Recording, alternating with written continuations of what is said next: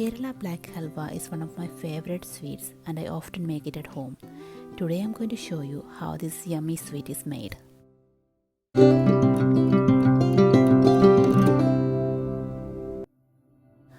I'm going to be using homemade rice flour for this.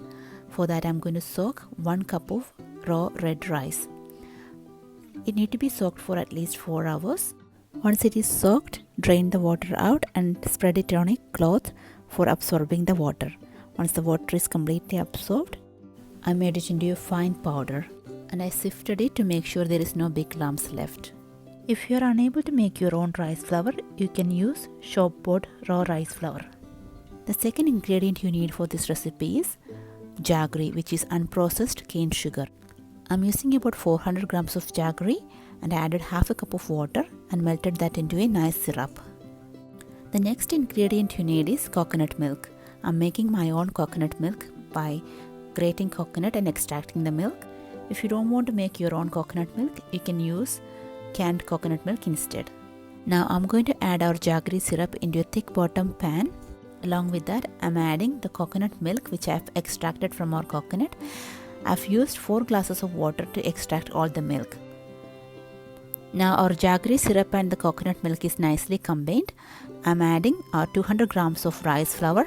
I'm adding it slowly and whisking it so that there is no lumps forming.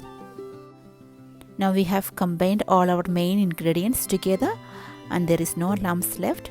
We can turn on the heat. Once the heat is turned on, you have to continuously stir it. You should not allow any lumps to form. The mixture would look very watery at this stage, but don't worry, it will thicken as we stir it.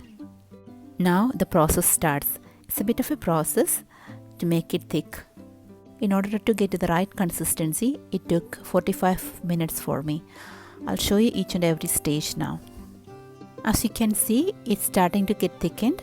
This is after 10 minutes of stirring. Now I've added 1/4 teaspoon of cardamom powder into this.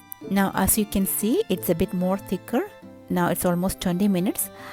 At this stage I'm adding some clarified butter.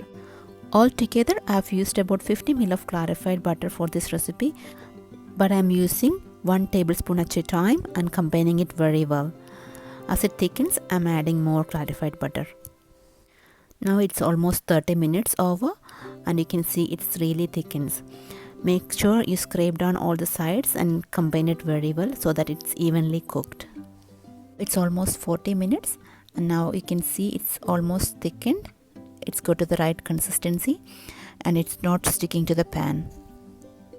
At this stage, I've added 1 tablespoon of clarified butter in a separate pan and fried a handful of roughly chopped cashew nuts, and this has been added to this halwa now. Now it's time to set the halwa. For that, I've greased a tray and while the mixture is hot, I'm transferring the mixture into this greased tray. Now using a spatula, smoothen the top part of the halwa and you can add some extra roasted cashews to make it look neat. Now I'm going to set it aside for at least a couple of hours until it is completely cold. Now our halwa is ready to be served. Now you can cut that into small wedges and serve it. You don't need to refrigerate this halwa. Instead, you can keep it in an airtight container and store it. If you like this recipe, please try it and let me know your feedback. And please do not forget to subscribe my channel for more videos.